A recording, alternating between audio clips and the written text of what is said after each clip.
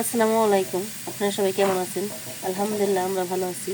আজকে যে শিং মাছ, একটু বড় বড় শিং মাছ আমি রান্না করব আলু বেগুন। এই যে আলু বেগুন কেটে নিছি। আর এদিকে এই যে আমি সরিষার শাক রান্না করা হচ্ছে।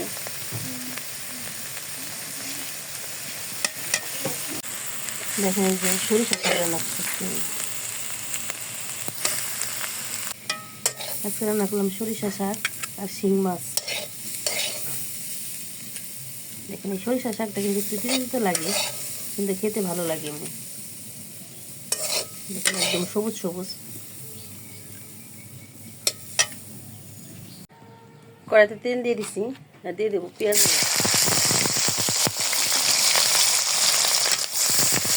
পেঁয়াজ দিয়ে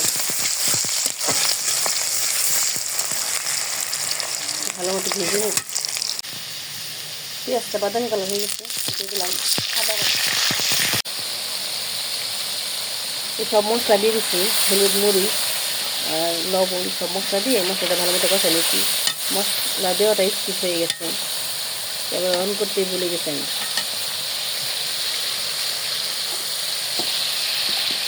এখন সবজি দিয়ে দিব।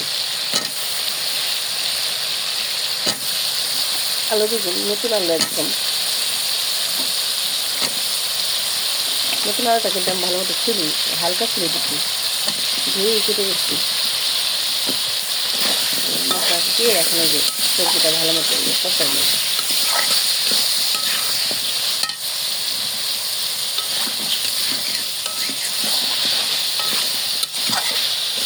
নতুন আলু কিন্তু খেতে ভালোই হয়েছে, টেস্ট আসছে। আর এদিকে দেখুন কে বসে আছে।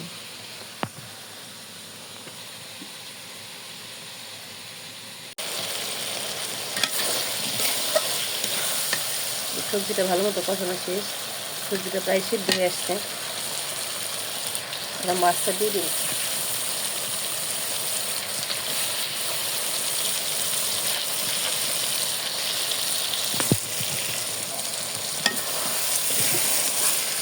মাছটা দিয়ে মাছের সাথে সবজিটাকে ভালো মতো একটু কষাই নেব। আর মাছে আমি আগে থেকে লবণ দিয়ে রাখা হয়েছে।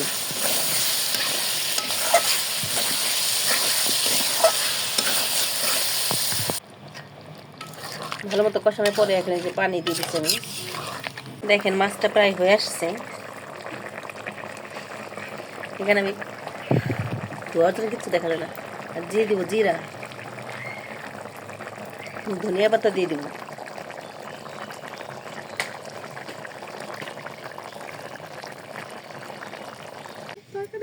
দেখেন এই যে ঝোলটা নামিয়ে নিছি, ধনিয়া পাতা দিয়ে নামিয়ে নিছি। এটা খেতে কিন্তু অসাধারণ হয়েছে।